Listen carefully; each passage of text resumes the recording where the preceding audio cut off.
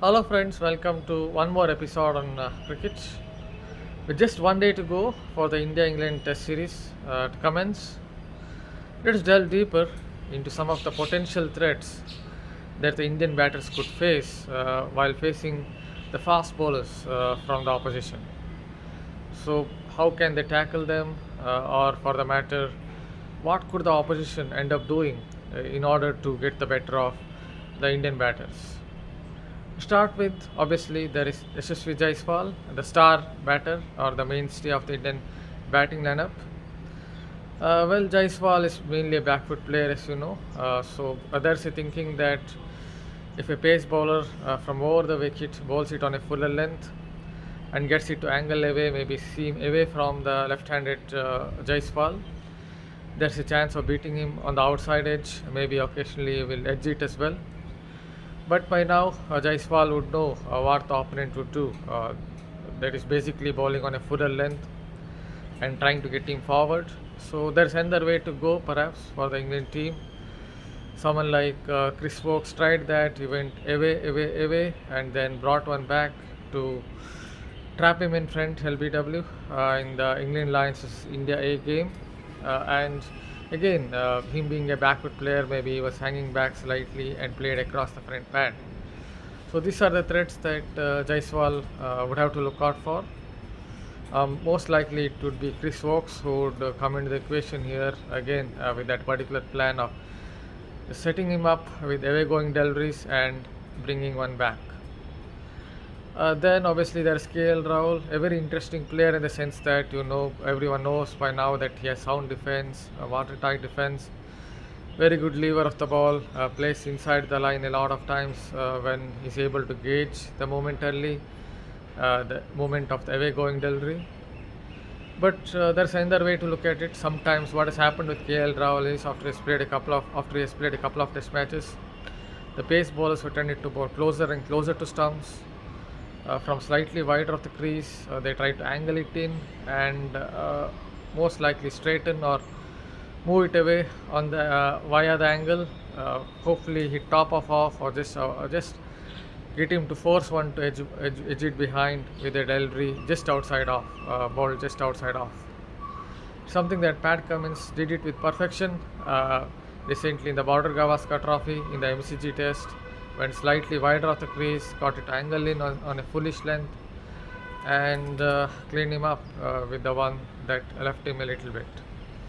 So maybe from Rahul's perspective, it would be better if he plays with a little bit of freedom, if he gets a few loose deliveries, if he goes after them, maybe he can put the pressure back on the opponent. Otherwise, he will allow the bowlers to settle down into a rhythm. Yes, there is a on a positive note, the good part for Rahul is that the opponent doesn't have bowlers who have exemplary control like Pat Cummins or Scott Boland, someone like especially Joe Stone. He can leak a lot of runs, though he has some potential. So there's a lot of runs to be had.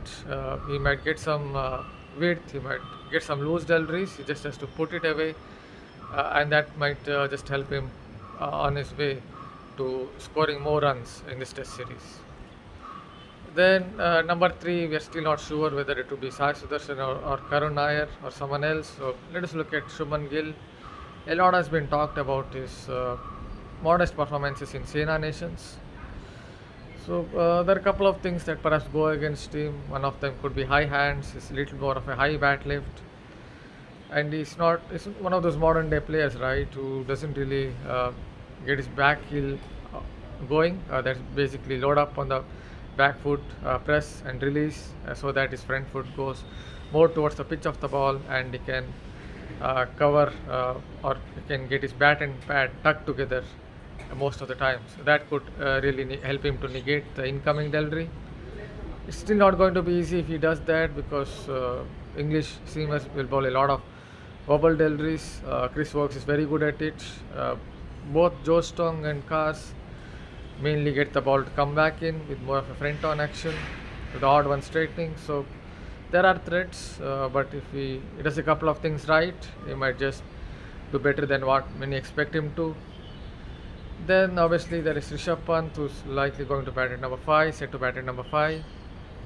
Yes, the Australian paces bowled well to him recently in the Border Gavaskar Trophy.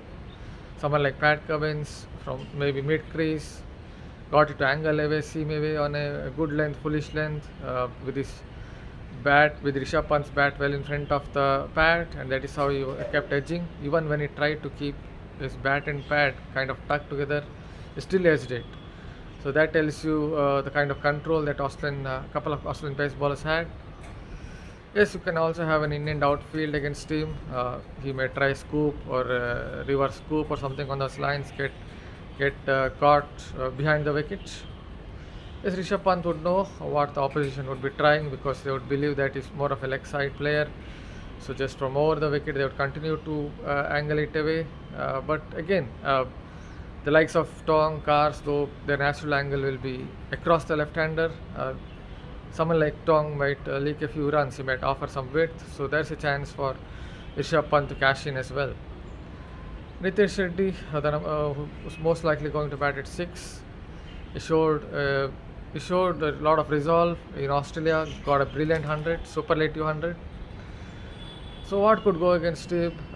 We saw in the Lions versus India game, there's a particular delivery from Josh Tong in his final spell of that match, where he went slightly wider of the crease from mid crease. He got one to angle in, and then maybe it left him a little bit tightened, and squared up someone like Nitish Reddy. Unfortunately for Tong, was dropped in the slip cordon, and fortunately for Nitish Reddy, he survived.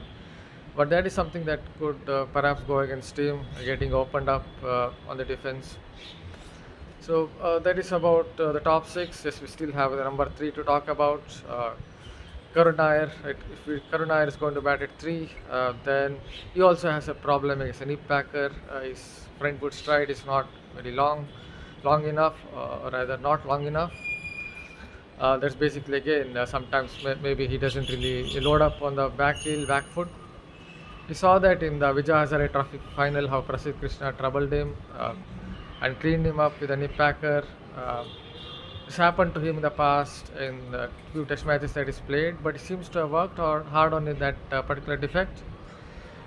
We saw a glimpse of it in that England Lions versus India game, where he was getting his bat and pad tucked together as much as possible, but still he once got out LBW to Vokes, so that could again come into the equation for him. If Sai Sudarshan plays, his temperament is very good. He has shown that a couple of times in the Duleep Trophy against Prasidh Krishna and against Australia A, where he was able to negate the moment on weave with degree of confidence and got 100. So his temperament is good. So what could go against him? Maybe someone who doesn't really play the cuts the way it should be, especially on tracks with bounce. It always seems like he plays a little bit in the air when he tries that cut stroke. So he could get caught behind somewhere, if not by the keeper, obviously not by the keeper if he tries a cut stroke, but somewhere near the gully region.